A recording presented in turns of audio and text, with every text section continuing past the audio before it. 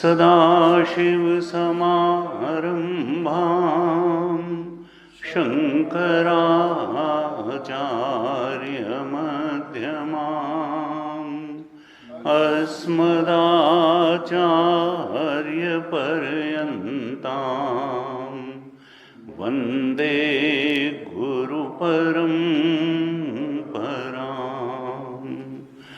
अज्ञानतिमिरान्धस्य ज्ञानाञ्जनशलाकया चक्षुरुन्मीलितं येन तस्मै श्री गुरवे नमः। तस्मै श्री गुरवे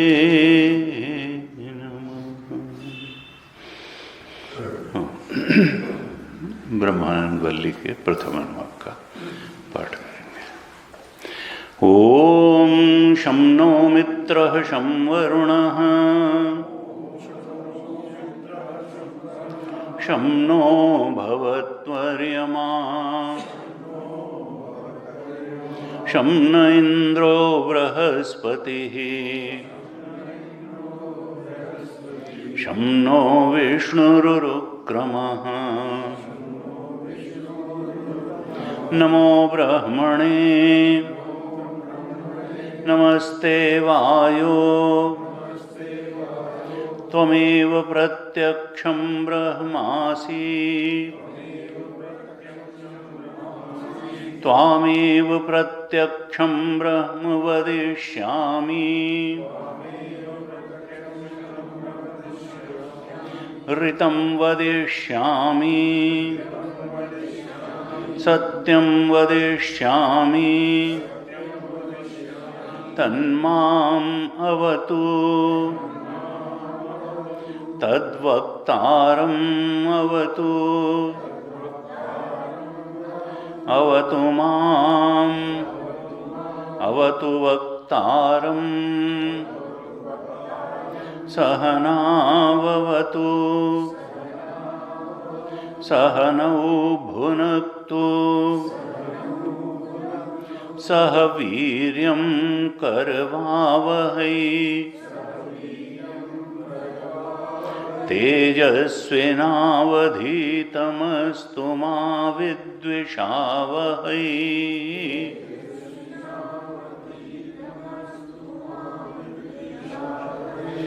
ओम शांति शांति शांति।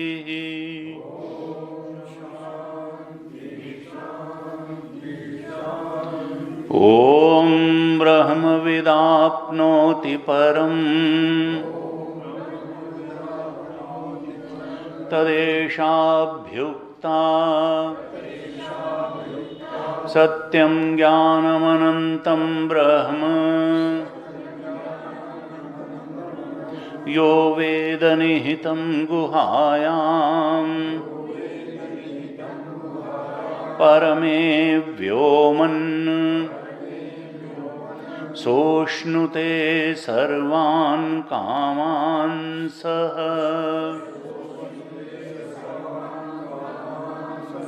ब्रह्मणा विपश्चितेति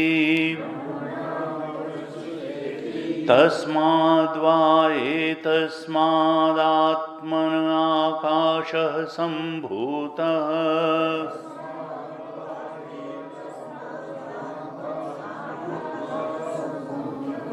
आकाशाद्वायुः वायोरग्निः अग्नेरापः अद्भ्यः पृथिवी पृथिव्या ओषधयः ओषधीभ्यो अन्नम् अन्नात् पुरुषः स वा एष पुरुषोन्नरसमयः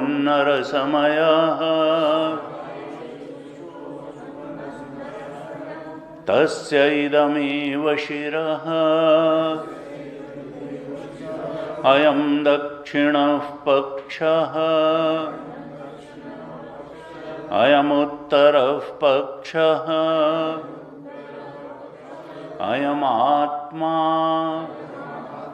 इदं पुच्छं प्रतिष्ठा तदप्येष श्लोको भवति।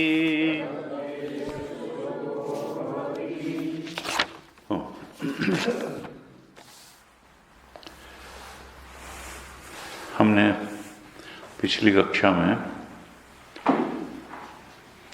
जहाँ तक पाठ किया था वहाँ तक चर्चा कर ली थी, थोड़ा उसको दोहराएंगे, लेकिन उसके बाद का पहले पाठ कर लेते हैं फिर चर्चा करते हैं।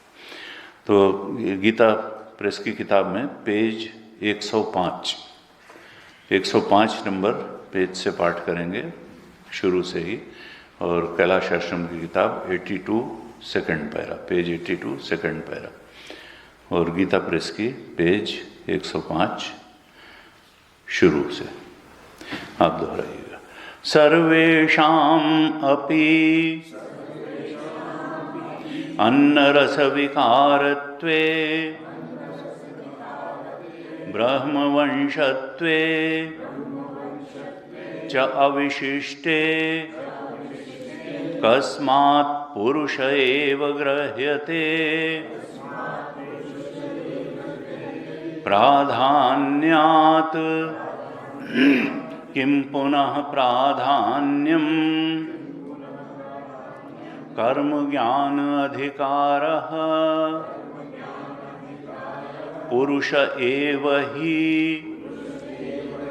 शक्तत्वात् अर्थित्वात् अपर्युदस्तत्वात् च अर्थी विद्वान् समर्थः कर्म ज्ञानयोः अधिक्रियते पुरुषे तु एव आविस्तराम्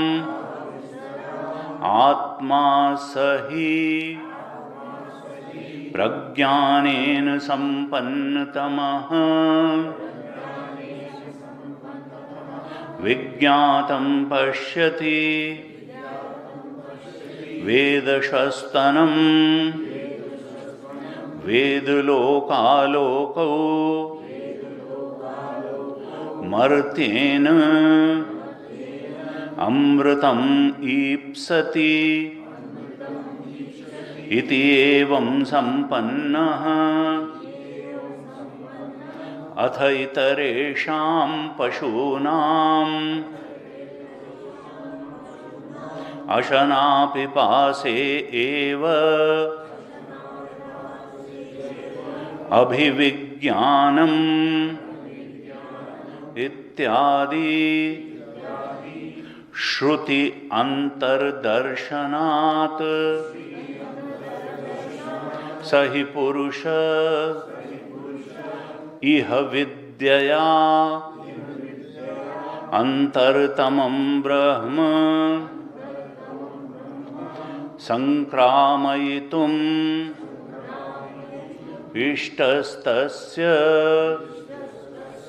च बाह्य आकार विशेषेषु अनात्मसु आत्मभाविता बुद्धिः अनालम्ब्य विशेषं कंचित सहसा अंतरतम प्रत्यगात्म विषया निरालंबना च कर्तुम् अशक्या इति दृष्ट शरीर आत्मसामान्य कल्पनया शाखा चंद्र निदर्शनवत् अंतः प्रवेशयन्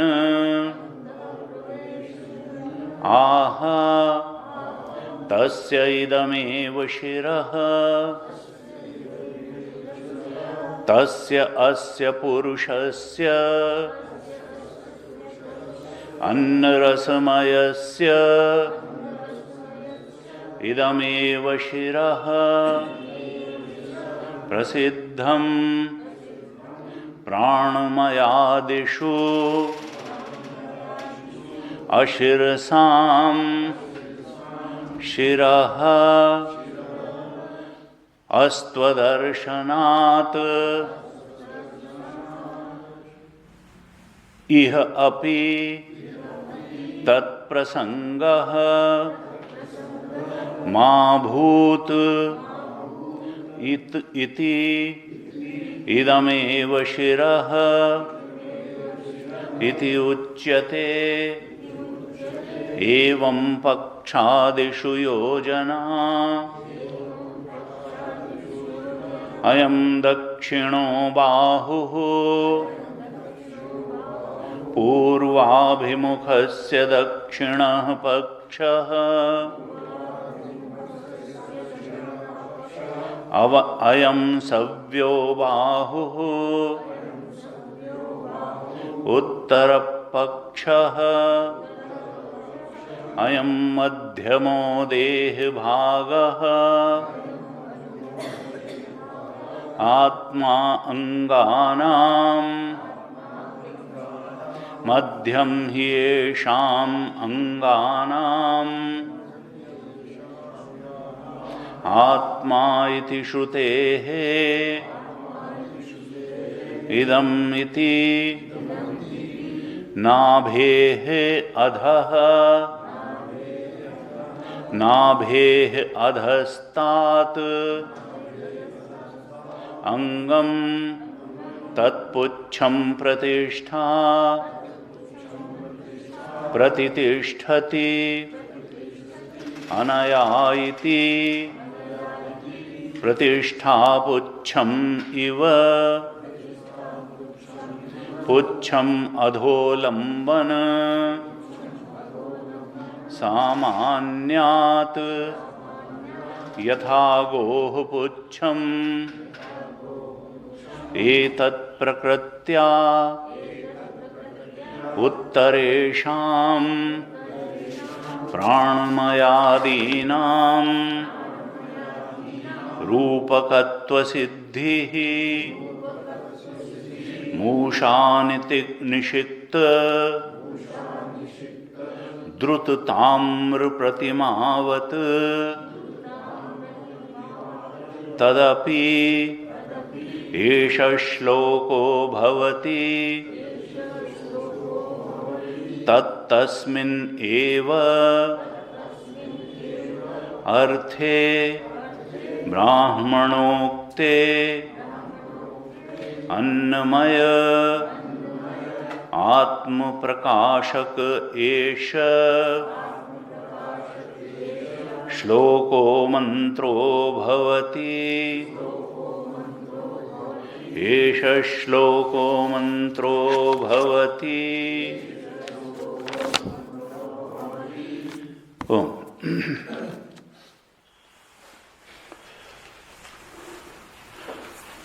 ब्रह्मवित् आपनोति परम सत्यम ज्ञानम अनंतम ब्रह्म। ब्रह्मवित् परम को प्राप्त कर लेता है। अर्थात श्रुति का संदेश क्या है कि ब्रह्म के अलावा अगर हम कुछ प्राप्त करते हैं तो वो छोटी चीज ही है। और एक दार्शनिक ने कहा कि हम छोटी छोटी चीजों को ही लेकर के परेशान होते हैं और ब्रह्म के अलावा हर चीज छोटी चीज ही है। तो इसका मतलब कि हम बेकार में परेशान होते हैं, हम परेशानी का कोई कारण नहीं है। उनका small thing, don't get worried about small things. और ब्रह्म के अलावा जो कुछ भी है वो स्मॉल थिंग है, क्योंकि बृहत्वाद ब्रह्म, सबसे बड़ा जो है वो ब्रह्म ही है और वो हमारा स्वरूप है, उसको कोई छीन ही नहीं सकता है। वो हमारे पास ही है, वो हम चाहें भी तो उसको त्याग नहीं सकते। और जिस चीज को त्यागा नहीं जा सकता है उसी को तो आत्मा कहते हैं, उसी को तो चेतन कहते हैं। और वास्तव में यह है कि जिसको हम पकड़ के बनाए नहीं रख सकते हैं उसी को अनात्म कहते हैं, उसी को जड़ कहते हैं। जो बदलने वाली है, वो मिटने वाली है, उसी को पाया जा सकता है, उसी को छोड़ा जा सकता है। और पाई और छोड़ी जाने वाली चीज अनात्म होती है, वो सत्य नहीं होती है। जिसको न पाया जा सकता है, जो नित्य प्राप्त है और छोड़ी जा नहीं सकती है, वही हमारा आत्मा है, वही चेतन है और वही ब्रह्म है। लेकिन फिर हम क्यों नहीं जानते? कहा कि देखो, हम उस ब्रह्म स्वरूप, चेतन स्वरूप होते हुए भी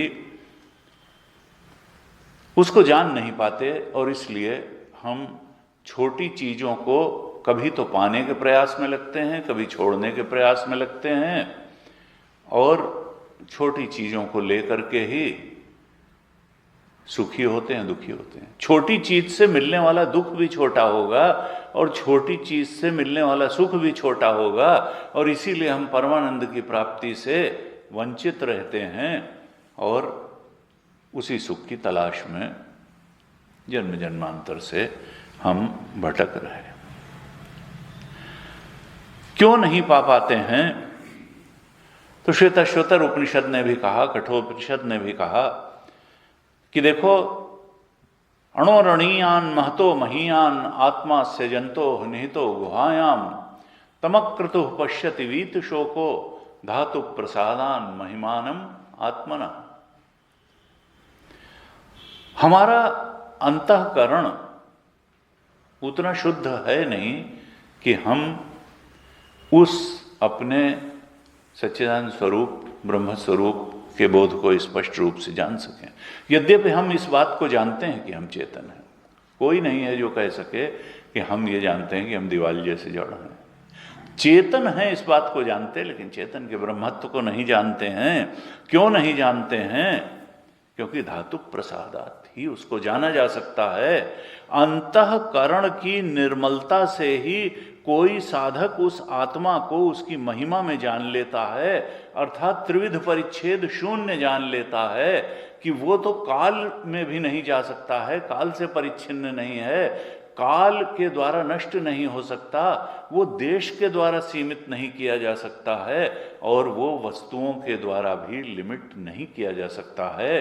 वो त्रिविध परिच्छेद शून्य है। यही चेतन जो हम अपने अंदर मैं करके अनुभव कर रहे हैं ना, ये काल के भी परे है, ये देश के भी परे है और ये वस्तुओं के भी परे है। ऐसा ये चेतन है। और जो ब्रह्म है उसकी परिभाषा अनंतम ही तो है। जो देश काल वस्तु जिसको कोई सीमित नहीं कर सकती उसी को तो अनंत कहते हैं। और चेतन को न वस्तुएं लिमिट कर सकती हैं, न देश लिमिट कर सकता है, और न काल लिमिट कर सकता है। इन सब की उत्पत्ति बाद की है। और यही हम पिछली कक्षा में भी, तस्माद एतस्माद आत्मनः आकाशः संभूता, उस आत्मा चेतन ब्रह्म से आकाश की उत्पत्ति हुई, अर्थात देश की उत्पत्ति हुई। ये काल की भी उत्पत्ति उससे हुई। और कहा कि तस्माद एतस्माद आत्मनः आकाश संभूता, आकाशात वायु, वायोरग्नि, अग्निरापा, अर्थात पंचभूतों की उत्पत्ति उसी से हुई। और पंचभूत से ही तो हमारा शरीर बना है, पंचभूत से ही तो ये संसार बना है। पंचभूत के अलावा तो कुछ है नहीं। लेकिन वो पंचभूत के बनाने वाले हम हैं। जब पंचभूत नहीं था तब भी हम थे। हमारा अपना आपा सबका अधिष्ठान है। एक समय आकाश नहीं था, एक समय आकाश से उत्पन्न होने वाली वायु नहीं थी, वायु से उत्पन्न होने वाली अग्नि नहीं थी, अग्नि से उत्पन्न होने वाला जल नहीं था, उससे उत्पन्न होने वाली पृथ्वी नहीं थी। लेकिन हम थे, चेतन थी। गुरु जी कहते बस इसको अगर पकड़ लिया जाए, इस महासत्य को पकड़ लिया जाए, तो अपनी महिमा को हम जान सकते हैं कि जब कुछ भी नहीं था तब भी हम थे। चेतना थी, चेतन के रूप में, ब्रह्म चेतन के रूप में हम ही सबसे सीनियर हैं, हमसे सीनियर कोई नहीं। भगवान भी, कृपालु जी महाराज कहते थे देखो भगवान भी तुमसे सीनियर नहीं है। भगवान भी जो चेतन में तो ईश चेतन और जीव चेतन का भेद ही नहीं होता है। तो अज्ञान के कारण हमने चेतन में भेद करके रखे हुए हैं कि वो परमात्मा चेतन है और हम जीव चेतन है। ना ना, भेद तो उपाधियों में ही होता है। जब तक अविद्या की उपाधि लगी है चेतन में तो हम अपने को जीव चेतन मान रहे हैं, और उसमें भी जब तक माया की उपाधि लगी है तो वो अपने को परमात्मा चेतन मान रहा है। यहां से अविद्या की उपाधि हटाओ, वहां से माया की उपाधि हटाओ, तो एक चेतन के अलावा कुछ है ही नहीं।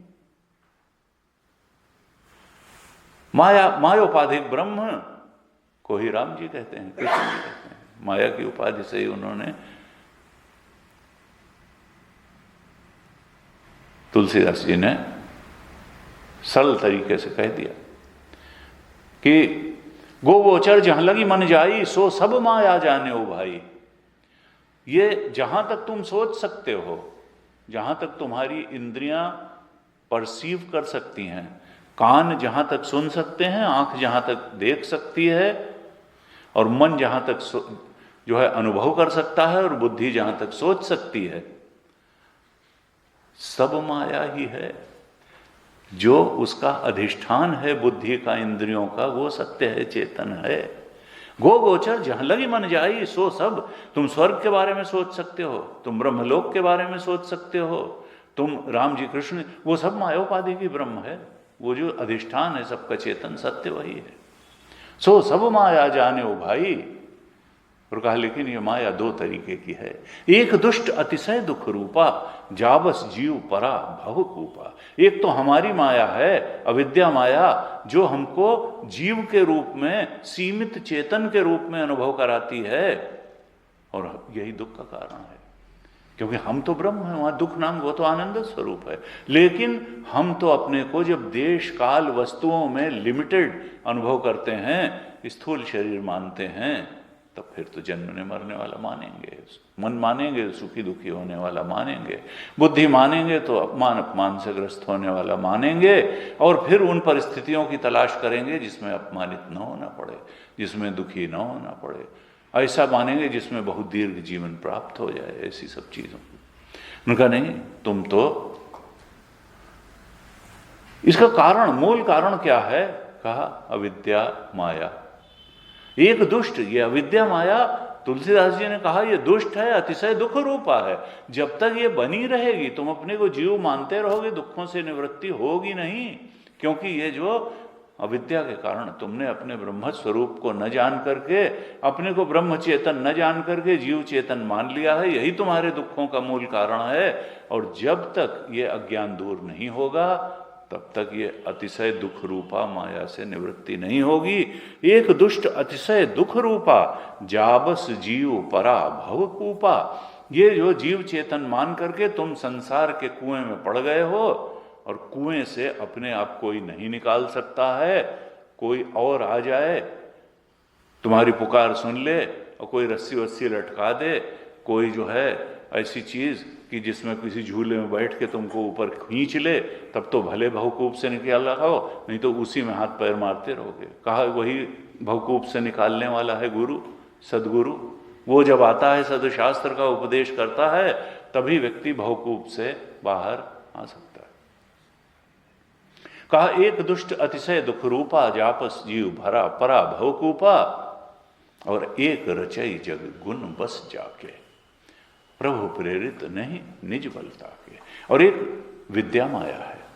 वो विद्या माया क्या करती है कि जीवों को उनके संस्कारों के अनुसार भोग देने के लिए संसार की रचना कर देती है कि भाई ये लोग आकुल व्याकुल हैं, ये चाहिए ये चाहिए ये चाहिए, तो जो जो इनको चाहिए वो सब दे सकने में समर्थ संसार की रचना कर दो। एक रचई जग गुण बस जात, वो त्रिगुणात्मिका है और वो दुख नहीं देती है। भगवान की सृष्टि दुख नहीं देती है, हमारी ही सृष्टि दुख देती है। दुख रूपा माया नहीं है, भगवान की माया। ये जगत दुख नहीं देता है, हमारी वासनाएं ही दुख देती हैं, हमारा ज्ञान ही दुख देता है। एक रचई जग गुण बस जाके प्रभु प्रेरित नहीं निज पल ताके। वो भगवान की प्रेरणा से वो माया काम करती है, जीवों को उनकी कामनाओं की पूर्ति के लिए, उनके संस्कार के वासनाओं के अनुसार भोग देने के लिए उपयुक्त जगत की रचना कर देती है। एक रचई जग गुण बस जाके प्रभु प्रेरित नहीं नहीं। लेकिन वो माया भी किसकी सत्ता से सत्तावान है? भगवान की ही सत्ता से, उस चेतन की सत्ता से ही सत्तावान है। असल में माया की अपनी कोई ताकत नहीं है।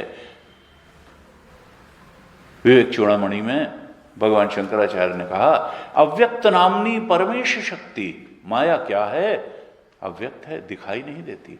उसके कार्यों से ही उसका अनुमान होता है कि अच्छा ये जो है व्यक्ति ऐसे ऐसे हैं, इसका मतलब त्रिगुणात्मिका माया है कि इनका आचरण अच्छा है, इनकी बातचीत अच्छी है, इनका व्यवहार अच्छा है, इसका मतलब अंदर इनका मन सात्विक होगा। और कोई जो है बहुत ही क्रियाशील और ये तो रजोगुणी होगा या आलसी तमोगुणी होगा। तो कार्यानुमेया सुधयैव माया, कार्य से माया के गुणों का अनुमान होता है, सीधे कोई नहीं देख सकता माया को।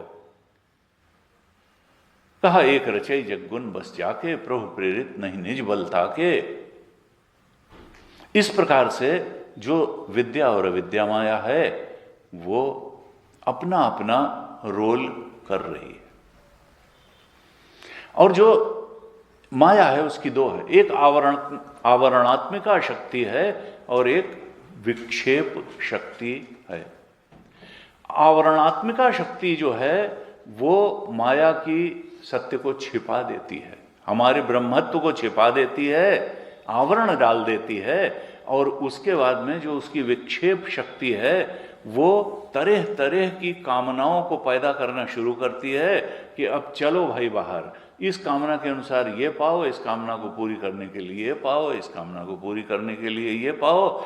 और व्यक्ति इन्हीं आवरणात्मिका और विक्षेप शक्ति के वश में पड़ा रहता है। एक जो है वो नॉन एप्रीहेंशन करवा देती है सत्य का, हमारे ब्रह्म स्वरूप का, और दूसरी मिस एप्रीहेंशन करवा देती है कि नहीं तुम्हारी कामनाएं सत्य हैं और ये जगत भी सत्य है और जगत में कामनाओं की पूर्ति कर देने से सुख मिल जाएगा। इस प्रकार की एक इल्यूसिव निष्कर्ष में रखते हुए तुमको जन्म जन्मांतर तक भटकाती रहती है, जब तक कोई सद्गुरु आकर के भवकूप से निकालते नहीं हैं, अविद्या का नाश नहीं करते, उस माया को, अविद्या को नष्ट नहीं करते हैं, वो आवरण को हटा नहीं देते हैं, और फिर विक्षेप की ताकत भी नहीं रह जाती, जगत का रहस्य भी खुल जाता है। कामनाओं का रहस्य भी खुल जाता है, और फिर जो अधिष्ठान चेतन है उसकी शांति और आनंद की जब प्राप्ति होती है तो फिर सहज वैराग्य, पर वैराग्य में स्थित होकर के व्यक्ति शाश्वत शांति और शाश्वत समता सुख का अनुभव करता है। उसी के लिए आह्वान कर रही हैं श्रुति माता। तो कहती हैं कि हमने पिछली कक्षाओं में भी चर्चा की कि ये जो हमारा चेतन है ये त्रिविध परिच्छेद शून्य है। ये देश से भी परिच्छिन्न नहीं है, ये काल से भी परिच्छिन्न नहीं है, और ये वस्तुओं से भी परिच्छिन्न नहीं है। श्रुति ने अपने मुख से कहा तस्माद एतस्माद आत्मनः आकाश संभूता, इस आत्मा से ही आकाश उत्पन्न हुआ। जब आकाश इससे उत्पन्न हुआ, यह आकाश का भी कारण है, तो आकाश तो खुद ही देश से परिच्छिन्न नहीं है। अवकाश, देश का मतलब देश और आकाश तो एक ही चीज है। तो जब इसका कार्य जो आकाश है यही देश से अपरिच्छिन्न है, तो फिर जो कारण ब्रह्म है वो देश से कैसे परिच्छिन्न हो सकता है? तो आकाश का भी कारण होने से यह बात तो बिल्कुल स्पष्ट है कि ब्रह्म देश से अपरिच्छिन्न है। कई बार ये कंफ्यूजन होता है कि आकाश जो है वो देश से अपरिच्छिन्न है, तो आकाश भी ब्रह्मवत ही है। तो भगवान शंकराचार्य ने कहा कि नहीं,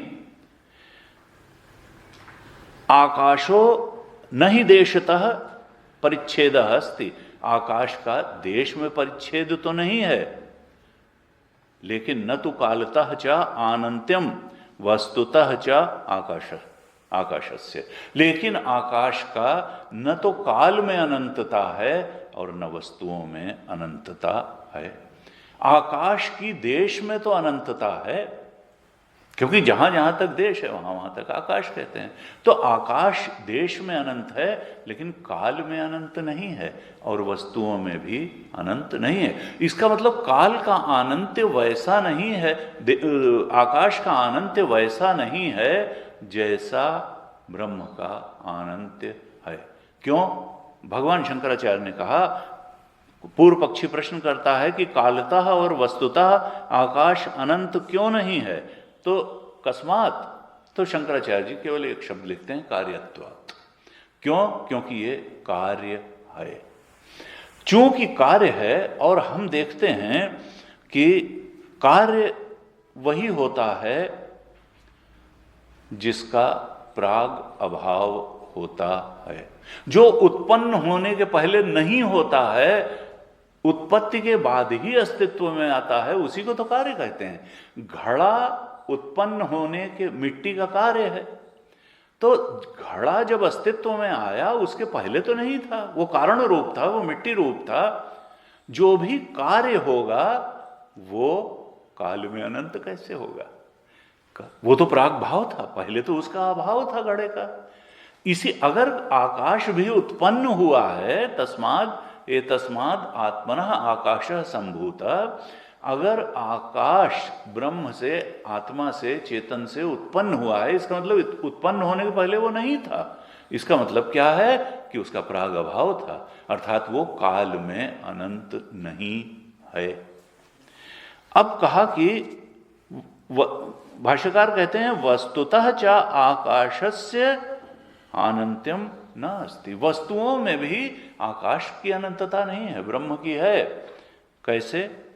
बस उन्होंने तो एक ही दिया था वहां, कार्यत्वात्, दोनों के लिए कार्यत्वात् ही कहा था। तो कैसे होगी कि देखिए, अगर दूध है और दूध जो से दही बन गया, तो वो दही ही दूध का परिसीमन करने वाला, लिमिट करने वाला बन जाएगा।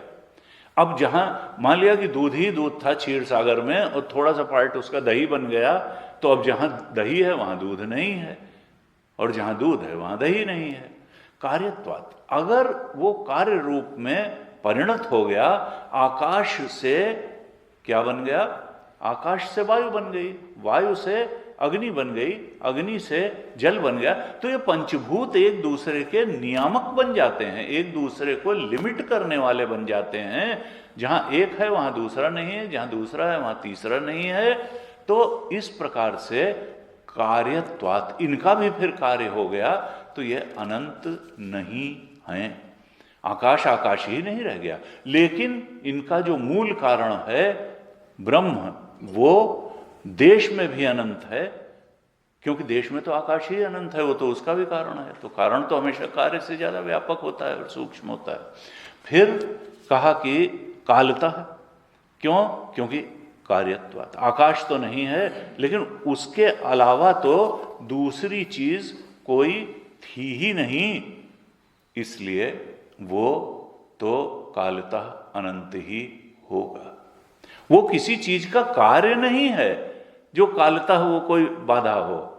अगर इनके भी कोई पिताजी होते ब्रह्म के, तो फिर और ये कार्य होते, तो ये भी कार्यत्वात् काल में अनंत न होते। लेकिन ये तो अपना कारण स्वयं है, ये तो स्वयं प्रकाश है, इनका कोई कारण नहीं है।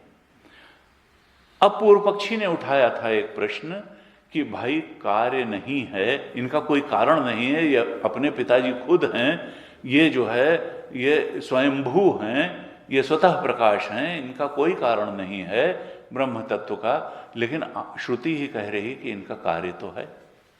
तस्माद एतस्माद आत्मना आकाशः संभूता आकाशाद वायु, तो कार्य तो हुआ। तो कार्य भी जैसे दही दूध को लिमिट कर सकता है, इसी तरह से जो कार्य है वो अपने कारण को सीमित कर देगा। तो फिर कैसे कह रहे हो कि ये वस्तुओं में अनंत है? जैसे ही एक नई वस्तु हुई, आकाश, ये इतने सारे पंचभूत, जिन्हें क्या क्या तो पैदा हुआ, तो वो सब लिमिट कर देगा उसको। तो आप वस्तुओं में कैसे कह रहे हो? वस्तुओं में तो नहीं कह सकते। चलो देश और काल में हमने मान लिया। तब शंकराचार्य भगवान ने कहा कि नहीं, अनृतत्वात् कार्य वस्तुनः, जो वस्तु इससे पैदा हुई, कार्य रूप आकाश हुई या जल वायु हुई, जल हुआ, अग्नि हुई, पृथ्वी हुई, ये अनृतत्वात्, ये सब झूठी थी उत्पत्ति। ये उत्पत्ति प्रतीति मात्र ही थी, ये वास्तव में थी नहीं। अनृतत्वात् कार्य वस्तुनः, इससे जो जो कार्य हुआ वो वास्तव में हुआ नहीं, विवर्त मात्र था, रज्जु सर्पवत था, अज्ञानी जीव की दृष्टि में था, वो वास्तव में नहीं था। वो स्वप्न सृष्टि जैसी ही थी, जैसे स्वप्न में बिना हुए ही इतनी जो है सब चीजें हो जाती हैं। किसकी दृष्टि में? वो स्वप्न दृष्टा जो ये नहीं समझता कि वो सो रहा है और ये सब जो है चेतन का खेल है, ये न होते हुए भी सब दिख रहा है। और स्वप्न दृष्टा उस न होती हुई सृष्टि में ही भटक भटक के परेशान होता रहता है, लेकिन वो परेशानी खत्म तभी होती है जब जाग जाता है। इसी तरह से आह्वान है उपनिषद का कि तुम कहाँ ये झूठी सृष्टि में भटक भटक के परेशान हो रहे हो। इसमें इस परेशानी से बचने का उपाय है कि तुम जाग जाओ। या निशा सर्वभूतानां तस्याम जागृति संयमी यस्याम जागृति भूतानि सा निशा पश्यतो मुने मोह निशा सबसो अनिहारा देखहीं सपन अनेक प्रकारा यही जग जामिनी जागहि जोगी। कहा कि देखो जागना ही उपाय है, और इसी जागने का आह्वान है कि देखो तुम जाग सकते हो। अगर तुम जान लो कि तुम्हारा ये चेतन इतना महिमावान है कि ये देश से परिच्छिन्न नहीं है, ये काल से परिच्छिन्न नहीं है, और ये वस्तुओं में भी परिच्छिन्न नहीं है। लेकिन वस्तुओं में परिच्छिन्न नहीं है ये तुम कैसे जानोगे? जब तुम ये जानोगे कि अनृतत्वात्, कि इससे अब अगर तुम आग्रह दुराग्रह करके बैठोगे कि नहीं स्वामी जी अब जब तक है तब तक तो है ही है, अब पोते उछलते खेलते हैं, तो फिर अब हम कैसे कहते हैं कि झूठे हैं? तो भाई ठीक है, मत कहो, कोई उनसे ये नहीं कह रहा है कि तुम जाके सबसे पकड़ पकड़ के कहो। पहले तो तुम अपने ही शरीर को मानो कि ये झूठा है। ये बोध की बात है, ये दूसरे को बताने और दूसरे से बहुत झगड़ा करने की बात नहीं है। ये it has to be realised ये आपकी दृष्टि में बसाने वाली बात है। ये कोई बहुत तर्क करके किसी दूसरे को संतुष्ट करने की बात नहीं, स्वयं संतुष्ट होने के लिए है। क्योंकि इस प्रकार से अगर आपकी दृष्टि बदलेगी तभी आप अपने ब्रह्म स्वरूप की महिमा में प्रतिष्ठित हो पाओगे।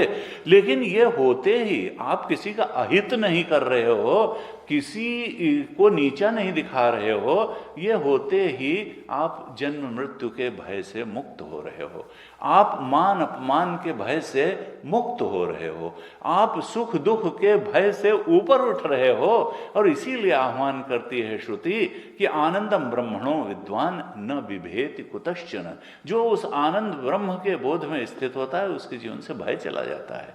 तरति शोकम आत्मवित्, उसके जीवन से शोक दुख चला जाता है।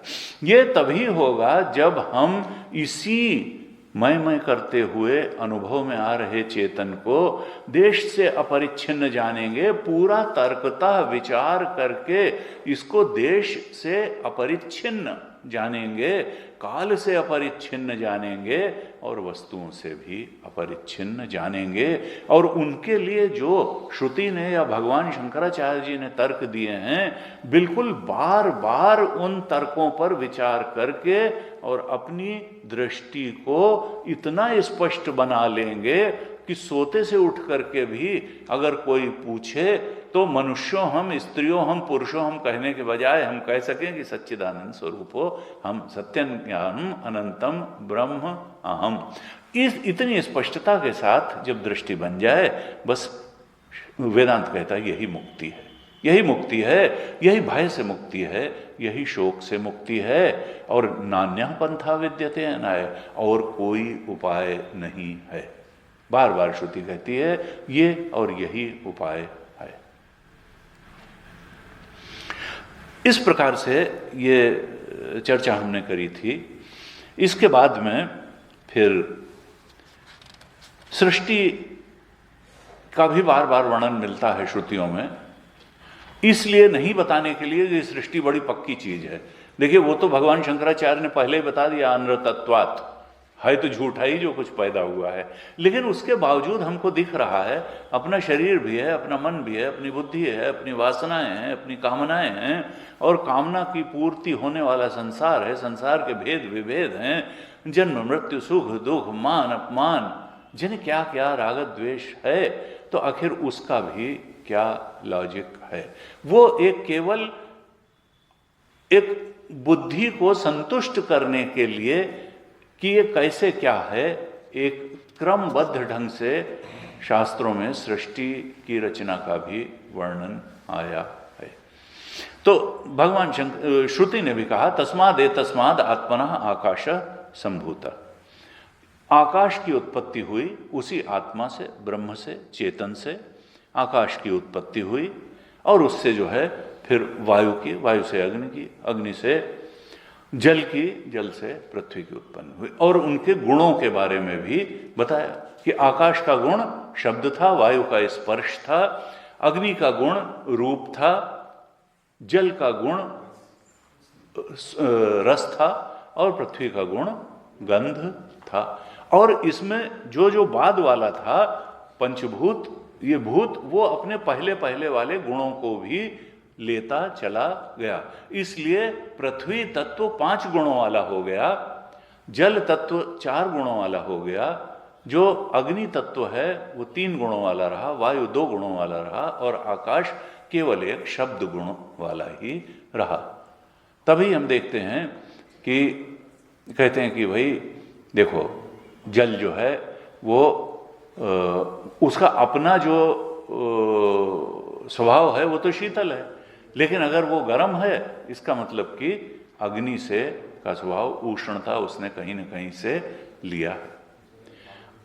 पहले पहले के जो है गुण आते रहे, और इस प्रकार से ये पृथ्वी तत्व जो है इसका अपना गुण तो गंध ही है। पुण्यो गंधा पृथिव्याम च, गीता में भगवान कहते हैं कि मैं ही पृथ्वी में गंध हूं, लेकिन दुर्गंध नहीं कहा कि मैं हूं। कहा पुण्यो गंधा पृथिव्याम च, पृथ्वी में जो पुण्य गंध है वो मैं ही हूँ। और वहाँ भगवान शंकराचार्य जी ने भाष्य लिखा, ये 7वें अध्याय का 7वें अध्याय का कौन सा श्लोक है, हाँ 7वें अध्याय का 9वां श्लोक है। तो भगवान शंकराचार्य वहाँ लिखते हैं इसके भाष्य में कि अपुण्यत्वम तो गंधादि नाम अविद्या धर्म आदि अपेक्षम, जो संसारिणाम भूत विशेष संसर्ग निमित्तम भवति। भगवान ने कहा पुण्यो गंधम पृथिव्याम च, मैं पुण्य गंध हूं, मैं सुरभि हूं, पवित्र गंध जो पृथ्वी की होती है वो मैं हूं। अर्थात भगवान शंकराचार्य जी लिखते हैं, भगवान वहां क्या कहना चाहते हैं कि उस सुगंध रूप मुझ ईश्वर में ये पृथ्वी पिरोई हुई है। भगवान ने पहले कहा ना कि ये सूत्रे मणिगणा ये पूरी सृष्टि मुझ में ही, जैसे माला में सूत्र होता है उसमें मणियां पिरोई होती हैं, तो ये सारी प्रकृति मणि स्थानीय है और सूत्र स्थानीय मैं हूं, नहीं तो बिखर जाए। अगर परमात्मा इसको जोड़े न रहे तो ये पृथ्वी बिखर जाए। तो भगवान ने कहा कि देखो पवित्र गंध रूप मुझ में जैसे ये पृथ्वी पिरोई हुई है, यानी जो इसमें पुण्य गंध है, परमात्मा सूक्ष्म है और वो परमात्मा पुण्य गंध रूप है, उसमें जैसे ये स्थूल जो है ये बस सुपर इम्पोजिशन है, पिरोया हुआ है। और भगवान शंकराचार्य ने वहां लिखा कि अपुण्यत्वम तो गंधादि नाम अविद्या धर्मादि अपेक्षम संसारिणाम, इसमें जो दुर्गंध आती है वो अविद्या से ग्रस्त जीवों के दखल से ही आती है। इसमें दुर्गंध फैलाने वाला जो है तत्व वो अविद्याग्रस्त जीव ही हैं।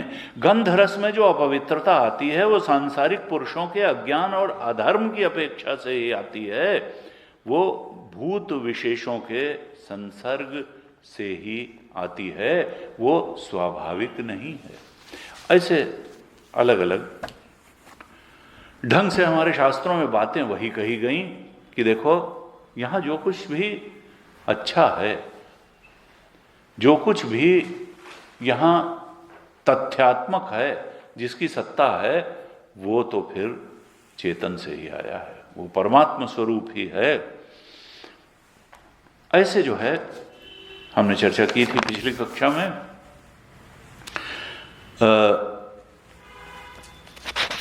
भगवान शंकराचार्य ने श्रुति को ही इलेबोरेट करते हुए फिर श्रुति ने कहा था कि तस्माद आत्मनः आकाश संभूता आकाशाद वायु वायोर अग्नि अग्निरापा अद्भ्य पृथ्वी पृथिव्या औषधया। पंचभूतों की उत्पत्ति उसी चेतन से बताने के बाद श्रुति ने कहा था कि फिर पृथ्वी से औषधियों का जन्म हुआ। फिर कहा औषधियों का मतलब है वनस्पतियां, प्लांट्स। औषधियों का जन्म हुआ, औषधिभ्यो अन्नम, और फिर वनस्पतियों से अन्न, अन्नात् पुरुष, अन्न से ही ये इस पुरुष का जन्म हुआ। और भगवान शंकराचार्य ने, हमने पिछली कक्षा में चर्चा की थी कि कहा पुरुष कौन, कि कहीं कंफ्यूज न कर जाएं लोग कि भाई वो पुरुष परम पुरुष की बात तो नहीं हो रही है। तो कहा नहीं, जिसके सिर पैर हाथ होते हैं उसी पुरुष की बात कर रहा हूं। पाणि पाणि पाद आदौ। तो कहा कि अन्नात् पुरुष, अन्न से पुरुष की उत्पत्ति हुई। और कहा सवा एष पुरुषः अन्न रसमया, वो जो पुरुष है वो कैसा है, अन्न रसमय ही है, क्योंकि अन्न से ही वो पैदा हुआ, अन्न से ही जीवित रहता है और बाद में अन्न ही बन जाता है, अन्न में ही मिल जाता है। और भगवान शंकराचार्य ने थोड़ा इस पर भाष्य और इलेबोरेट किया था कि अन्न जो है, पृथ्वी से औषधियां उत्पन्न हुई, वनस्पतियां उत्पन्न हुई, औषधियों से अन्न उत्पन्न हुआ। अन्न को पुरुष और स्त्री ने खाया और उनके शरीर में फिर जा करके वो रेत के रूप में, रजवीर के रूप में परिणत हुआ। और फिर जब रजवीर के मिलन से पुरुष की आकृति वाली ही संतानें उत्पन्न हुई। सर्वजातुषु जायमाना नाम जनक आकृति नियम दर्शनात्। और ये एक सामान्य रूप से दिखाई देता है कि हर जैसा पिता होता है उसी आकृति वाली संतान उत्पन्न होती है। पुरुषों सारे ही प्राणियों में यही है, लेकिन यहां केवल पुरुष का ही उल्लेख श्रुति ने किया। सवा एष पुरुष अन्न रसमय, वह पुरुष अन्न रस है। तो कुत्ता, बिल्ली, भेड़िया, काकरोच सब अन्न रसमय है, तो खाली पुरुष का ही उल्लेख क्यों हुआ? तो पूर्व पक्ष ने शंका उठाई थी, जहां से हमने आज पाठ किया, सर्वेषाम अपि अन्न रस विकारत्वे ब्रह्मवंशत्वे च अविशिष्टे कस्मात् पुरुष एव ग्रह्यते। जब सारे ही प्राणी अन्न रस के ही विकार हैं, सबके माता पिता ने वही अन्न रस के ही विकार से उनके अंदर प्रजनन शक्ति आई और उसी से संतान उत्पन्न हुई, तो और उसका मूल कहाँ था? ब्रह्म में ही। क्यों?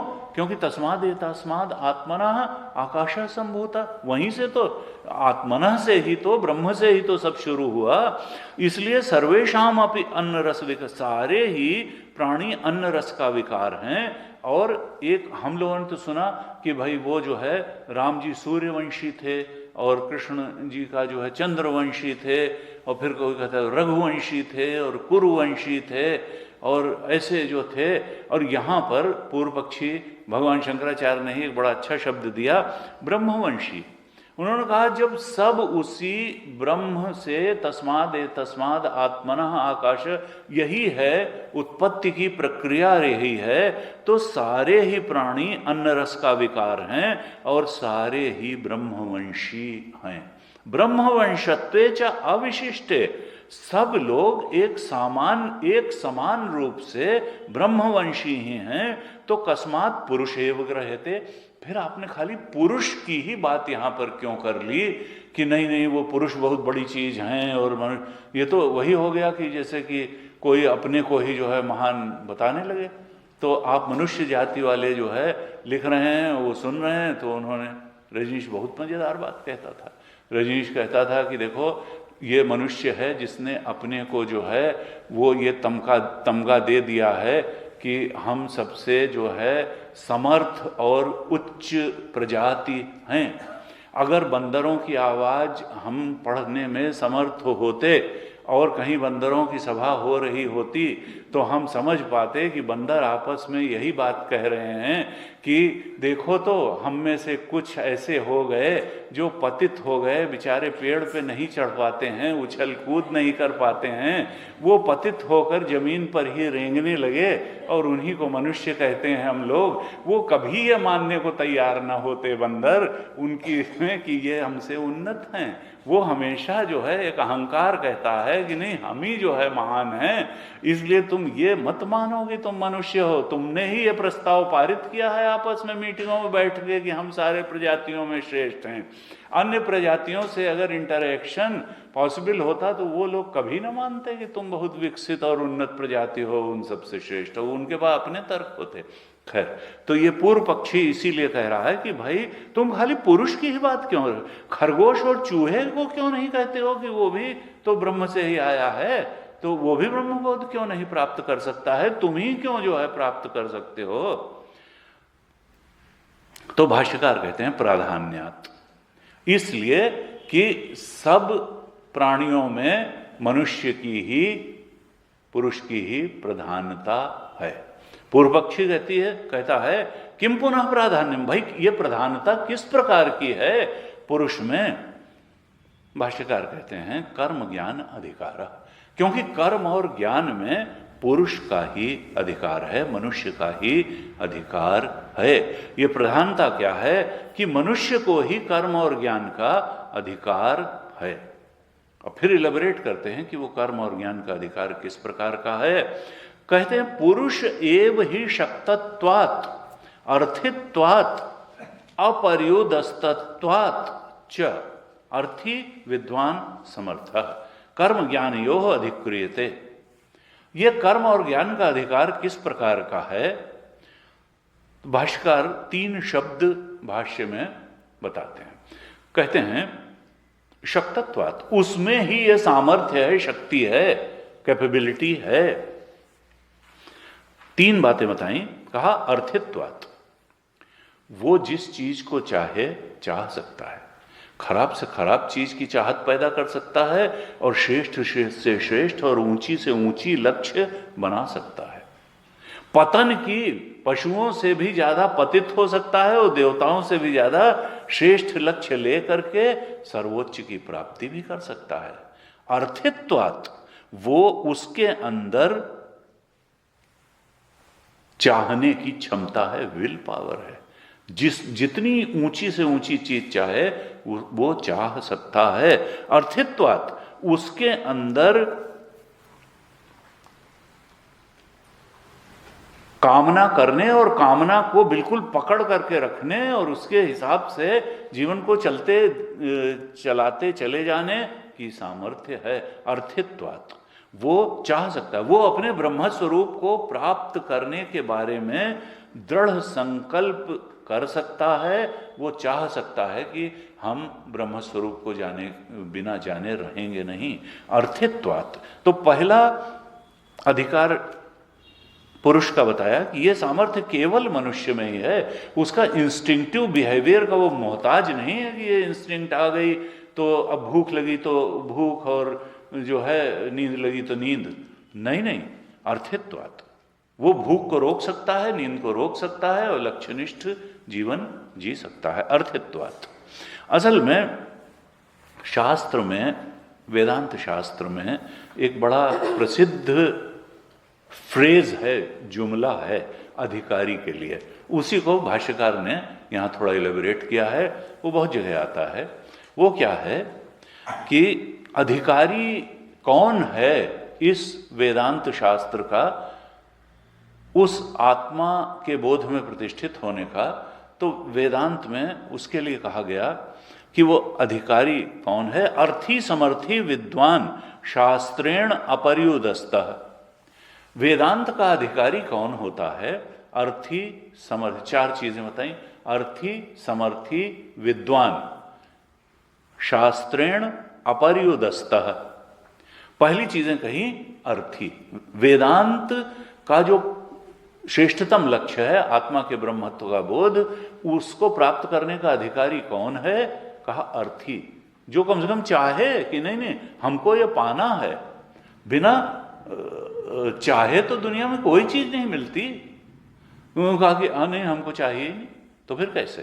कहा अर्थी, वो आत्मज्ञान की महत्ता समझते हुए, मुमुक्षा रखते हुए, उस आत्मा के सच्चे स्वरूप में प्रतिष्ठित होने की चाहत रखता है, अर्थी है। तो अधिकारी का पहला जो उसकी गुण बताया अर्थी। दूसरा बताया समर्थी। समर्थी, उसको उस परम लक्ष्य को प्राप्त करने के लिए जिस विशुद्ध चिंतन और सात्विक अंतःकरण द्वारा लगातार चिंतन की आवश्यकता होती है, श्रद्धा पूर्वक गुरु चरणों में समर्पित होकर के शास्त्र में श्रद्धा रखते हुए श्रवण मनन निधिध्यासन की आवश्यकता होती है, वो योग्यता भी पुरुष में, अधिकारी में होनी चाहिए और है। नहीं है तो हम उसको डेवलप कर सकते हैं। अर्थी समर्थी, तो ये वो चाहता भी है और योग्यता भी रखता है।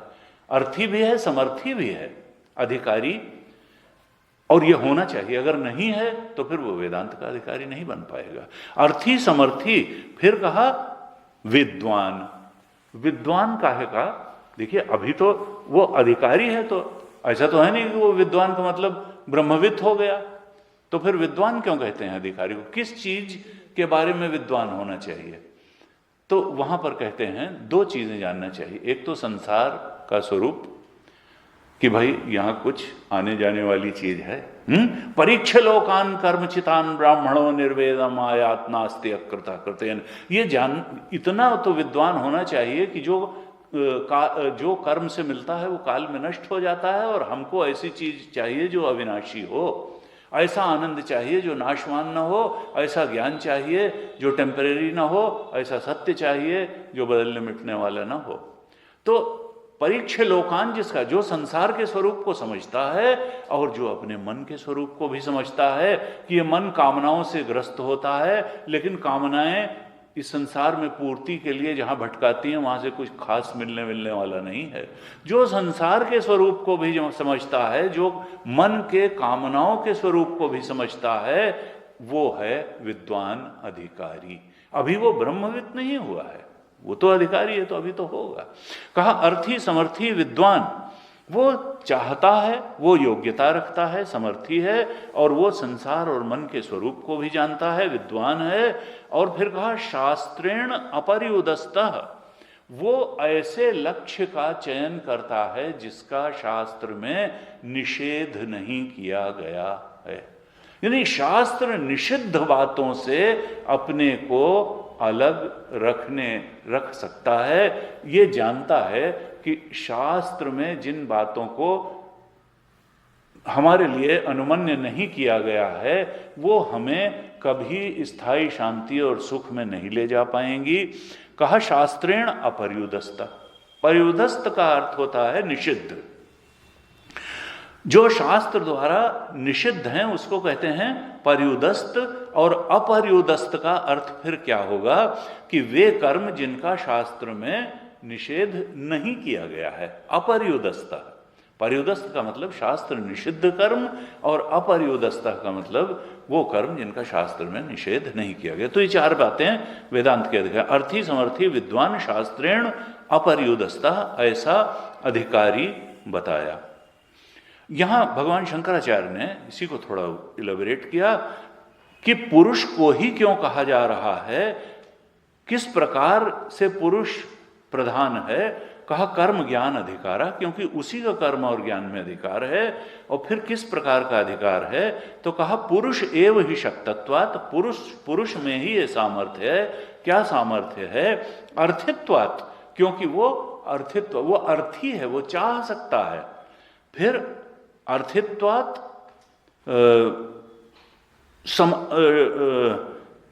अपरिउदस्तत्वात्, वो शास्त्र से निषिद्ध कर्म से अपने को अलग रखने की सामर्थ्य रख सकता है। पशुओं की तरह वो इंस्टिंक्चुअल बिहेवियर का मोहताज नहीं है। समझदारी पूर्वक, विवेक पूर्वक वो कर्तुम अन्यथा कर्तुम में समर्थ है। अपरिउदस्तत्वात् च अर्थी विद्वान समर्थ, वो अर्थी है, चाह सकता है, विद्वान है। विद्वान का हम पहले ही बता चुके विश्लेषण कि वो संसार के बारे में भी स्वरूप जानता है, मन का स्वरूप, कामनाओं का भी जानता है, विद्वान है और समर्थ है। इस प्रकार से भगवान शंकराचार्य ने कहा चूंकि ऐसा है पुरुष, इसलिए कर्म ज्ञानयोः अधिक्रियते, कर्म और ज्ञान में उसका अधिकार है। और जो ठीक तरीके से कर्म करना जानता है उसी का तो अंतःकरण शुद्ध होगा। जो कर्मयोग में लग पाएगा, निस्वार्थ कर्म कर पाएगा, प्रभु प्रेरणा से कर्म कर पाएगा, उसी का अंतःकरण शुद्ध होगा। और वही ज्ञान को ग्रहण करने लायक फिर अंतःकरण बनेगा, वही आत्मचिंतन में लगातार रत रह पाएगा। तो कर्म का अधिकार और ज्ञान का अधिकार, यही तो मूल दो अधिकार हैं। तो कहा कि इसलिए पुरुष ही वास्तव में उस ब्रह्म तत्व के बोध तक पहुंचने का अधिकारी है। फिर कहते हैं पुरुषे तु एव आविस्तराम आत्मा सही प्रज्ञानेन संपन्नतमः। कहते हैं ये पुरुष ही है जिसमें आविस्तराम आत्मा, ये पुरुष ही है जिसमें आत्मदेव पूरी तरह से प्रकाशित हैं। अर्थात जिस विवेक में ही तो चेतन ज्यादा, जिसके अंदर जितनी सात्विकता होती है उसके अंदर आत्मा का प्रकाश उतना ही ज्यादा होता है। जैसे लगता है ना कुछ देखो, अरे भाई बड़े ऊंचे संत हैं, तो क्या है अंतर, क्या है? साधारण मनुष्य में उनमें अंतर है। उनका इतना अंतःकरण निर्मल है, सात्विक है कि आत्मा बिल्कुल प्रकाशित हो जाता है आकर के उनके अंतःकरण में। तो एक सहज आकर्षण का उनके, जैसे कहते हैं ना, वो बहुत ऊंचे संत हैं, उनके पास बैठ के ही बहुत अच्छा लगता है। क्यों? क्योंकि इतना निर्मल अंतःकरण है कि वो आनंद स्वरूप आत्मा अंतःकरण में ही वो प्रकाशित हो रहा है, और उस आनंद का बाद में बाहर भी चूंकि प्रवाह रहता है, इसलिए कई बार हम देखते हैं तेजवानी 200 लोग बैठे हैं उनके पास घेरे, और बात क्या चल रही है, ऐसे ही कोई खास बात नहीं है, लेकिन लोग बैठे हैं, एक आकर्षण सा है। तो कहा कि देखो, पुरुषे तु एव आविस्तराम आत्मा ही प्रज्ञानेन संपन्नतना तमः, ये पुरुष ही है जिसमें आत्मदेव पूरी तरह से प्रकाशित हैं, और ये पुरुष ही है जो जिसमें कि प्रज्ञानेन संपन्नतमः, जो प्रज्ञान से संपन्न है। ये जिस चीज को चाहे जान सकता है, उसके मर्म तक पहुंच सकता है, इसमें गजब की विश्लेषण क्षमता है, इसमें गजब का विवेक है। तो आत्मा अंतःकरण शुद्ध कर सकता है, उसमें आत्मा के प्रकाश को अनुभव कर सकता है, जितना चाहे विवेक करके प्रज्ञा संपन्न ये है। ये विश्लेषण क्षमता प्रज्ञानेन संपन्नतमः, ये पूरी तरीके से प्रज्ञा संपन्न है।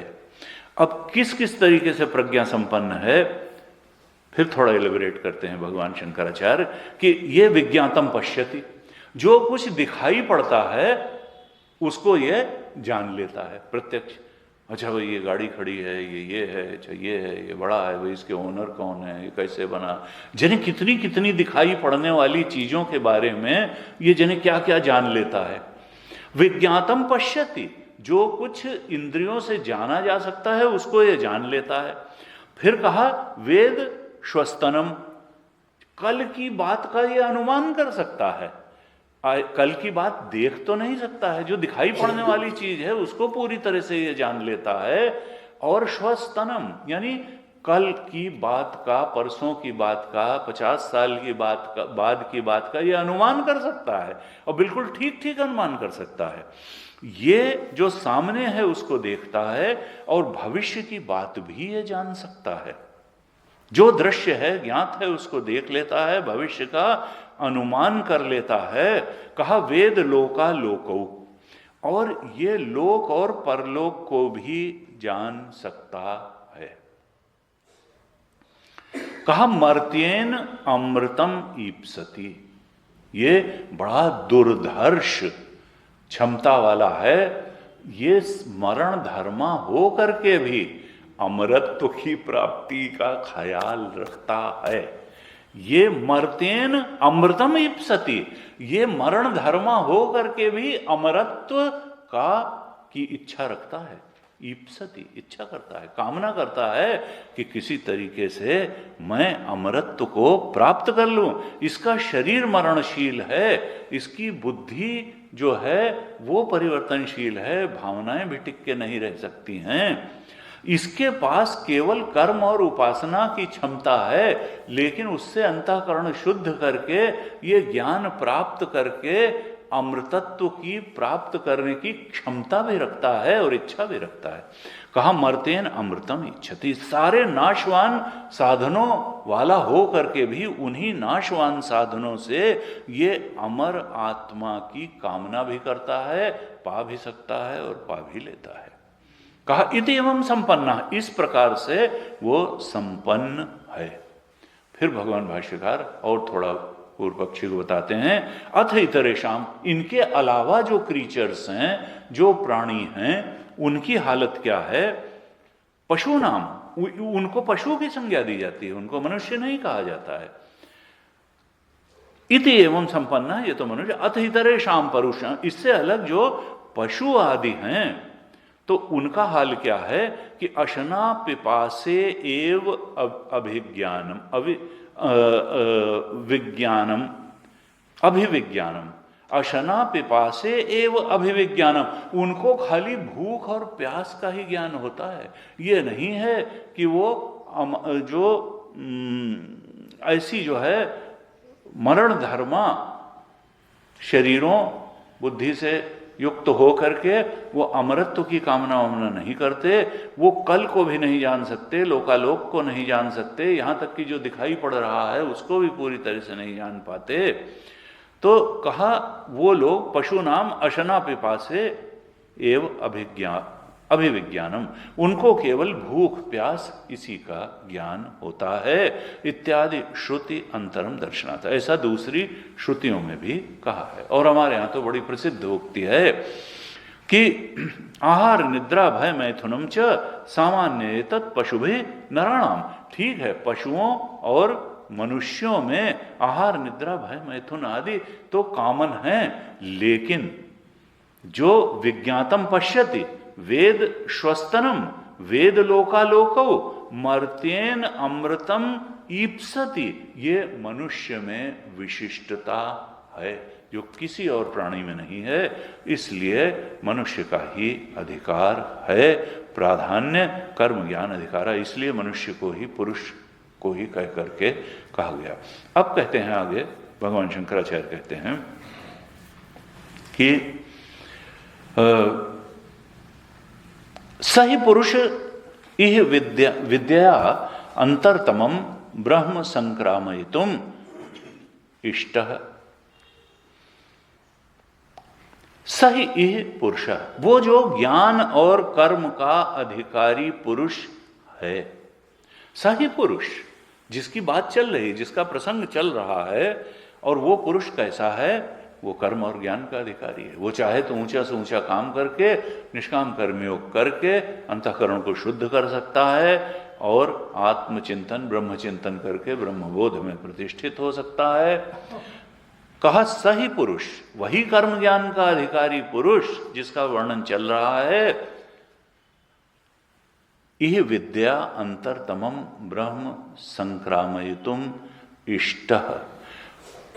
श्रुति माता विद्या के द्वारा विद्यायाम अंतरतमम ब्रह्म संक्रामयितुम इष्टः, उसी पुरुष को इस ब्रह्म ज्ञान के द्वारा ब्रह्म विद्या के द्वारा उसी के अंतरतम में स्थित ब्रह्म चेतन तक ले जाना चाह रही हैं। इसी कर्म और ज्ञान के अधिकारी पुरुष को विद्या द्वारा ब्रह्म विद्या प्रदान करके उसी कर्म ज्ञान के अधिकारी पुरुष को श्रुति माता उसी के अंतरतम में निहितम गुहायाम पर में व्योमन, जो बैठा हुआ ब्रह्म चेतन है, वहां तक ले जाना चाह रही हैं। ये श्रुति की इच्छा है। कहा तस्य च बाह्य आकार विशेषेषु अनात्मसु आत्मभाविता बुद्धि अनालंब्य विशेषम कंचित सहसा अंतर तम प्रत्यगात्म विषया निरालंबना न कर्तुम अशक्या इति। कहा कि देखो, उस अपने ही पुरुष के अपने ही अंतरतम में बैठे हुए ब्रह्म चेतन तक ले जाने के लिए जो श्रुति का प्रयास है, तो एकदम से वहां तक जाना हो नहीं पाएगा। सहसा अंतरतम विषया अनालंब्य विशेषम कंचित सहसा अंतरतम प्रत्यगात्म विषया निरालंबना च कर्तुम अशक्या इति। ये अशक्यानुष्ठान होगा कि बिना कोई आलंबन दिए हुए, बिना किसी चीज का, बाह्य चीज का जिसको हम जानते हैं, सहारा लिए हुए एकदम से उस ब्रह्म चेतन जो कि निहितम गुहायाम है वहां तक पहुंचना संभव हो जाए, ये संभव ही नहीं होगा, अशक्य होगा अनुष्ठान। इसलिए श्रुति माता हमको वहां तक ले जाने के लिए एक आलंबन दे करके क्रमशः उस अंतरतम ब्रह्म चेतन तक ले जाने के लिए एक रूपक खड़ा करती हैं। वो रूपक क्या है? जिसको हम जानते हैं वहां से शुरू करके फिर अंतरतम तक ले जाने का प्रयास श्रुति माता करती हैं। इसके लिए अब आगे की ब्रह्मानंद वल्ली प्रारंभ होगी और इस प्रथम वल्ली में भी उसका अंत वहीं से हुआ है। प्रथम वल्ली में जो भी श्रुति माता ने कहा, क्या कहा था, एक रूपक खड़ा किया। किस लिए खड़ा किया? क्योंकि बिना आलंबन लिए उस अंतरतम में स्थित ब्रह्म चेतन तक जाना संभव नहीं होगा। इसलिए अनुग्रह करके, कृपा करके श्रुति माता आलंबन लेकर के क्रमशः हमको अंदर अंदर अंदर, नहीं तो सामान्य रूप से लोगों से कहिए कि ध्यान करो, आत्मा का ध्यान करो, अपने अंदर को कहें अंदर तो कुछ भी नहीं, अंदर तो अंधेरा है। तो श्रुति माता जो है वो तो, अरे अंधेरा नहीं, जरा क्रमशः बढ़ो तब तुम पहुंचोगे। तो सबसे पहला जिसको हम जानते हैं, क्योंकि हम अपने को फिजिकल, ज्यादातर लोग अपने को फिजिकल बॉडी मान के ही चलते हैं, स्थूल शरीर मान के ही चलते हैं। तो सबसे पहले स्थूल शरीर का ही आलंबन लेकर के श्रुति माता हमको उस अंतरतम ब्रह्म का ज्ञान कराने में प्रवृत्त होती हैं। क्या कहती हैं कि इस जो पुरुष है, जो अन्न रसमय है, तस्य इदम एव शिरः, इस पुरुष का यही सिर है, जो तुम्हारा सिर है ये उस पुरुष का सिर है। अयम दक्षिण पक्ष, अगर तुम पूर्व की तरफ मुंह करके खड़े हो तो दक्षिण पक्ष जो होगा, अर्थात दाहिना हाथ उस अन्न रसमय पुरुष का, मानो देखिए तीतर उपदेश कर रहा है, तैत्तिरीय उपनिषद है ना, तो तित्तिर पक्षी मान लिया कि उपदेश तो एक पक्षी की उपमा लेकर के है। तित्तिर पक्षी अपने शिष्यों को उपदेश कर रहा है, तो वो तीतर के ही स्वरूप में तो सत्य का निरूपण करेगा। उसका पुरुष भी तित्तिर रूप होगा, तीतर रूप होगा। गुरु जी कहते थे भले वो तो तित्तिर स्वरूप है, भले उसके शिष्य मनुष्य हों, लेकिन वो तो तित्तिर रूप ही है। तो उसने कहा कि सिर, तस्य इदमेव शिरः, जो सिर तो सबसे ऊपर का स्थान है। फिर दक्षिण पक्ष यानी दाहिना पंख, जो दाहिना हाथ है वो दाहिना पंख है। अयम उत्तर पक्ष, जो बायां हाथ है वही मानो उस पुरुषाकार तित्तिर पक्षी के आकार के जो पुरुष का बायां हाथ ही उत्तर पक्ष है, बायां पंख है। और फिर अयम आत्मा, उसका मध्य भाग क्या है? आत्मा। कहा इदम पुच्छम प्रतिष्ठा, और फिर उस तित्तिर पक्षी की पूंछ है। तो पूंछ जो है वो रडर की तरीके से काम करती है, नहीं तो उड़ ही नहीं पाएगा। कहा उस वही मानो प्रतिष्ठा है, आधार है उस पक्षी का। तदपि एष श्लोको भवति, यही इसके विषय में मंत्र है। तो अब देखिए बाह्यतम स्वरूप का आलंबन ले करके और उसका निरूपण करके अंदर की तरफ बढ़ेंगे। हम लोग इसको जानते हैं, वेदांत का बहुत प्रसिद्ध है, इसको हम लोग पंचकोश के नाम से जानते हैं। अन्नमय कोश, फिर प्राणमय कोश, फिर मनोमय कोश, फिर विज्ञानमय कोश, फिर आनंदमय कोश, और इनके भी अंतरतम में फिर हमारा शुद्ध चेतन आत्मा बैठा हुआ है जो ब्रह्म स्वरूप है। तो ये पंचकोश विवेक के माध्यम से श्रुति माता उस चेतन के ब्रह्म स्वरूप तक पहुंचाने के लिए प्रयासरत हैं। अब इसके लिए सबसे पहले अन्नमय, अब देखिए श्रुति में कहीं कोश नहीं आया, ये हम लोग सामान्य भाषा में कोश कोश कहते हैं, उन्होंने अन्नमय आत्मा ही कहा, क्योंकि असल में आत्मा के अलावा तो कुछ है नहीं, आत्मा ही तो है। हमको भले वो इस रूप में अनुभव में आ रहा है, श्रुति हमेशा अन्नमय अन्नमय कहेगी, प्राणमय कहेगी, आत्मा कहेगी, वो कभी कोश नहीं कहेगी। ये हमारे समझाने के लिए मंजूषा कि भाई जात न पूछो साधु की पूछ लीजिए ज्ञान, मोल करो तलवार का पड़ी रहन दो म्यान। तो ये म्यान है, जैसे मंजूषा है पेटी के अंदर पेटी के अंदर पेटी, लेकिन असली तो तलवार है, जो आत्मदेव अंदर बैठे हुए हैं शुद्ध चेतन, असली तो वही है। यहां पर कहा कि इस तरह से एक आलंबन ले करके दृष्ट शरीर आत्म सामान्य कल्पनाया शाखा चंद्र निदर्शन वत अंतः प्रवेशयन आह तस्य इदमेव शिरा। श्रुति ने सबसे पहला क्या कहा? तस्य इदमेव शिरा। उस पुरुष का जो अन्न रसमय है, जो ऐसे ऐसे उत्पन्न हुआ, तस्माद आत्मना वनस्पति और ऐसे ऐसे, तो उसका शिर जो है यह है। क्यों? दृष्ट शरीर आत्म सामान्य कल्पना। ये जो दृष्ट शरीर है, फिजिकल बॉडी है, जो हमें पूरी तरह से अनुभव में आता है, इसी की सामान्यता ले करके शाखा चंद्र निदर्शनवत, शाखा चंद्र न्याय की तरह, जैसे कि होता है कि भाई चंद्रमा कहाँ है? पेड़ की फुनगी के 1.5 हाथ ऊपर है। तो ये नहीं कि वो वास्तव में 1.5 हाथ ऊपर है, दिखाने के लिए एक आलम्बन लेते हैं कि पेड़ की शाखा चंद्र न्याय कि शाखा के उस फुनगी से 1.5 हाथ ऊपर चंद्रमा है। ऐसे ही इस शरीर का आलम्बन लेके, फिजिकल बॉडी का शाखा चंद्र निदर्शनवत प्रवेशन, उसके अंदर अंदर प्रवेश करा करके निहितम गुहायाम ब्रह्म तक पहुंचाने के लिए ही अब ये रूपक खड़ा कर रही है, दृष्ट शरीर का आधार लेकर के कि तस्य इदमेव शिरः। वो जो प्रसिद्ध अन्न रसमय पुरुष है, जिसका असली स्वरूप ब्रह्म स्वरूप है, उसका यही सिर है। तस्य अस्य पुरुषस्य अन्न रसमयस्य इदम एव शिरः। देखिए, एक बार तस्य भी कहा, फिर अस्य भी कहा।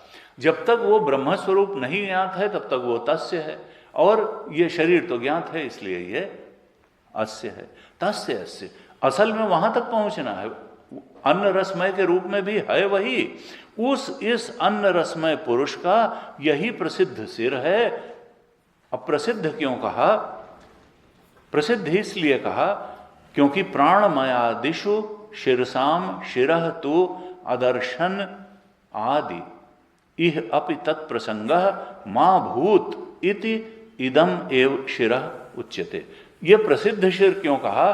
क्योंकि अभी जब ये प्राणमय का श्रुति वर्णन करेगी, फिर मनोमय का वर्णन करेगी, फिर विज्ञानमय का, आनंदमय का वर्णन करेगी, वहां भी सिर बताएगी, दक्षिण पक्ष बताएगी, उत्तर पक्ष बताएगी, पुच्छम प्रतिष्ठा बताएगी। तो वहां पर कंफ्यूजन न हो जाए, क्योंकि वहां प्रसिद्ध नहीं है। हम नहीं जानते कि प्राण, हमारी इनर्जेटिकल पर्सनालिटी में भी कोई सिर है, कोई दायां पक्ष है, कोई बायां पक्ष है, कोई पुच्छम है। इसलिए कहा प्रसिद्धम। इसको तो तुम जानते हो साधक कि एक सिर है, दाहिना हाथ है, बायां हाथ है। इसी का आधार लेकर के प्राणमय को भी समझना, ये प्रसिद्ध है, वो प्रसिद्ध नहीं है। ये बताने के लिए कि इसी प्रकार से प्राणमय भी, प्राणमय आदि में जो सिर, दाहिना बायां पुच्छ बताएंगे, वो काल्पनिक मत समझ लेना। भले वो तुम्हारे लिए कल्पना होगी, लेकिन इसी ढंग से उसको समझना। प्राणमय आदि शीर्षाम शिरः तु अदर्शनात्, वहां शिर आदि का दर्शन नहीं होता है। हम नहीं जानते हैं कि देखिए, पर्सनालिटीज हैं, हम अनुभव करते हैं।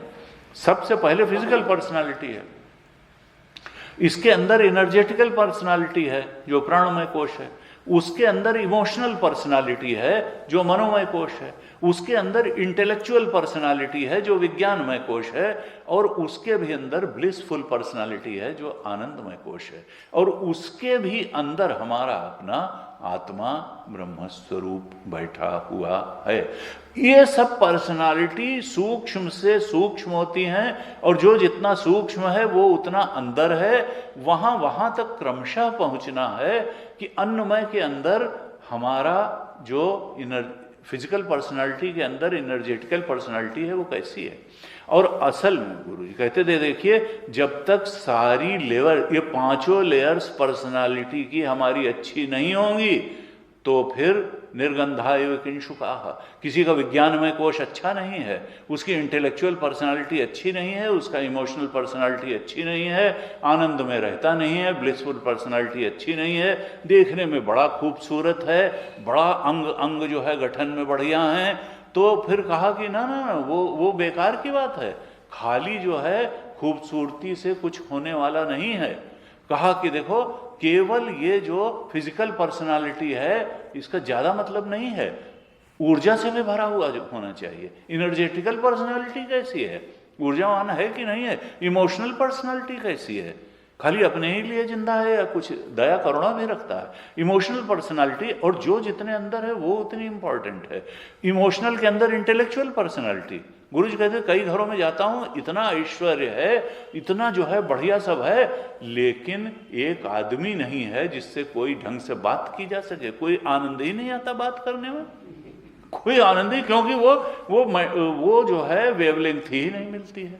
क्या बात करो, किससे बात करो। हाँ यह है कि 10 व्यंजन खा लो, 10 बार जो है चाय पी लो, जो भी कहो सब हाजिर है, लेकिन भाई बात नहीं कर सकते किसी से अपने लिए। तो इंटेलेक्चुअल पर्सनालिटी और गहरी है, सबसे इंपॉर्टेंट है।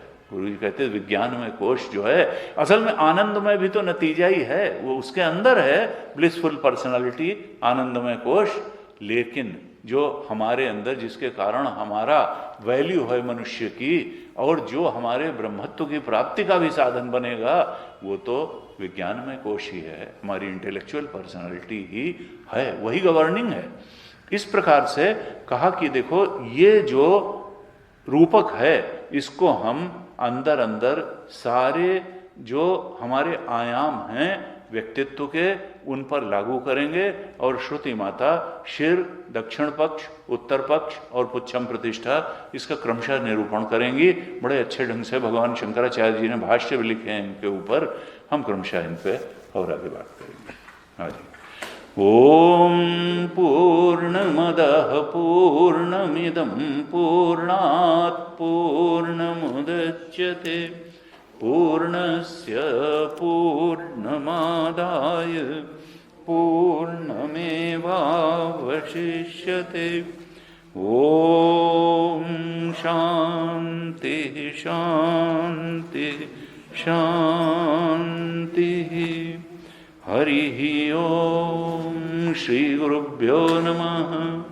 हरिः ओम।